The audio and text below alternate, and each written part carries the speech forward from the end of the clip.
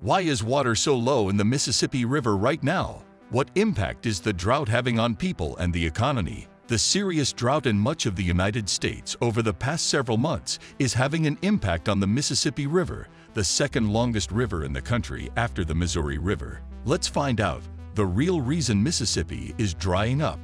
The Mississippi's water levels fell so low in some places that they surpassed records set more than 30 years ago. In Wacouta, south of Minneapolis, where the river goes from narrow to very wide, the lower water levels have caused issues for transport, with only one barge able to pass through the main channel at a time.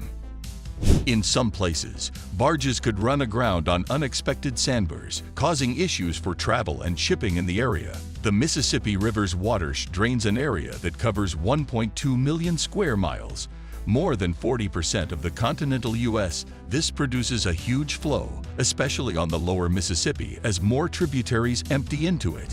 When water levels are normal, more than 500,000 cubic feet flow past Memphis every second. That's enough to fill the Rose Bowl Stadium in Pasadena, California, in less than a minute. The Mississippi River creates a rich habitat for an abundance of wildlife, including 50 mammal species, 241 fish species, and 45 amphibian species. Catfish, sturgeon, walleye, shrimp, and oysters inhabit its waters. An astounding 325 migratory bird species travel up and down the river from Canada and the northern U.S. to the Gulf of Mexico to breed. The Mississippi supports this kingdom of life. As it shrinks, the threat to this habitat grows. Considering how vital the Mississippi River is to the U.S. regarding commerce and as a treasured natural resource, there is cause for concern. What are the most devastating outcomes that could arise from the Mississippi drought? The river's water source stems from Lake Itasca, found in northern Minnesota in Clearwater County.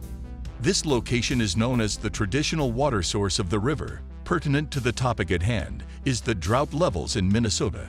Currently, 16% of the state is experiencing severe drought, and around 50% is experiencing moderate or worse. As for Clearwater County, 30% of its surface is experiencing moderate drought. From a historical standpoint, the situation could be much worse. In 2021, during the same period, around half of Clearwater County was under severe drought.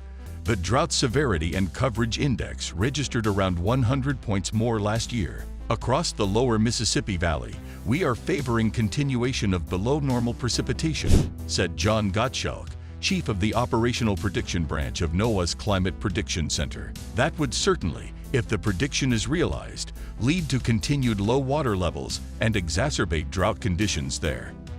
NOAA forecasters are also predicting drought conditions would persist or worsen in the west and in the southern plains farm belt, where farmers are struggling to plant their winter wheat crop due to excessively dry soils. Nearly 90% of Kansas, the top U.S. wheat-producing state, is under some level of drought, the worst in at least 8 years, according to National Drought Mitigation Center data. Low water levels reduce the navigable portions of the river that are deep enough for barges. On October 7, 2022, over 2,000 barges were backed up at various points along the Mississippi because of river closures. Low water levels disrupted shipments both north and south. Shipping costs rise during harvest season when demand for barge transportation is higher. Barge rates can fluctuate significantly depending on market supply and demand, the size of the barge fleet, and other factors. Navigation restrictions on the Mississippi due to low water levels have steeply increased the weekly cost of transporting grain by barge. The average rate of shipping by barge skyrocketed from around $11 to $12 per ton in the summer of 2022 to over $71 per ton in October 2022. In November, it declined to an average of $27.25 per ton, still more than double the typical rate. The U.S. agriculture industry is dependent on the Mississippi River and the Mississippi Basin. They handle 92% of all agricultural exports. Those include 60% of U.S. grain exports and 78% of world exports in grain and soybeans. Specific products from that industry and beyond that make their way up and down the mighty Mississippi include corn, animal feed, fertilizer, salt, alcohol, oil, gasoline, sand, and gravel. Other products transported by barges on the Mississippi and its tributaries, such as the Ohio River, are coal, aluminum, steel, iron, petroleum products, rubber, paper, coffee, and chemicals. This adds up to 3 trillion pounds or more of freight annually. Currently, there's a huge backup of ships waiting to offload products at ports in the Gulf of Mexico. There are also over 1,000 barges sitting at dead stops along the river. Some barges are being required to offload part of their freight along the way to lighten their weight, forcing them to find storage options for the leftover cargo. In other cases, farmers are having to resort to more expensive solutions to transport their crops, such as railroads or shipping from West Coast ports. There are 2 primary causes for these extreme lows. First, the construction of locks, dams, and levees for flood management starting in the 1930s has impounded a growing share of the river's flow upstream and decreased variations in the river's flow. This has unintentionally made low water events more severe. Second, the 2022 flash drought affected different areas than previous extreme low water events. In past years, hot and dry flash drought weather was centered over tributaries of the Missouri and Ohio rivers, which flow into the Mississippi. This caused less water to reach the lower Mississippi River. This year's historic event in the Mississippi River watershed is evidence that climate change is altering large rivers as high temperatures increase evaporation and make the soil more thirsty.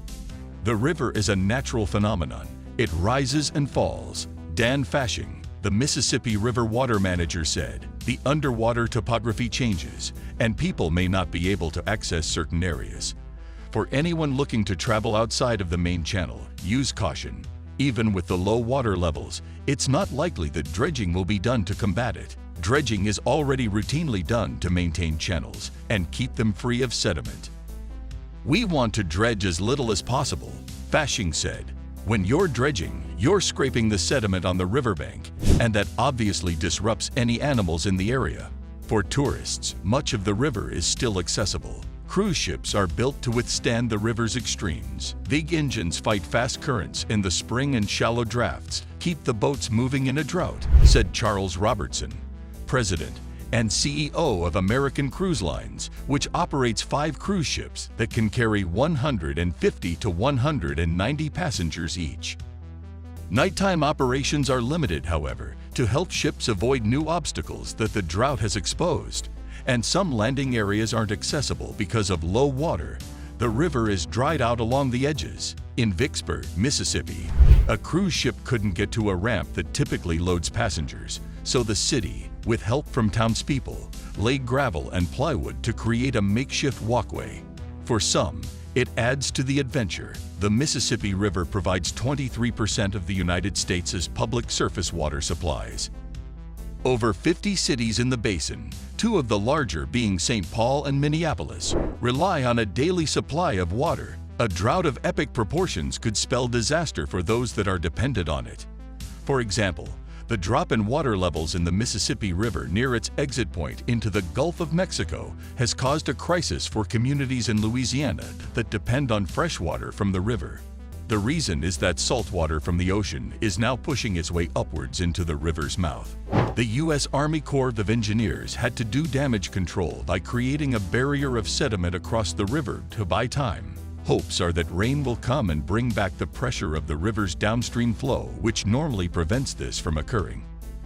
Some communities have had to seek alternative sources of drinking water. In Iowa and Nebraska, there have been reports of drinking water wells drying up. While short-term droughts are part of the Mississippi River's past, it's not a sure thing that rain will return soon.